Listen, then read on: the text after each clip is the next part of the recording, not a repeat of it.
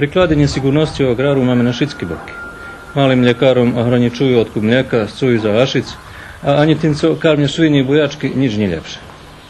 Raša Sorin zo storku u Banatskej opštini Žitište karmi i svinje i bojačky, ale bojaki Češko predac, hoć država dava stimulaciju na takvu kategoriju statku.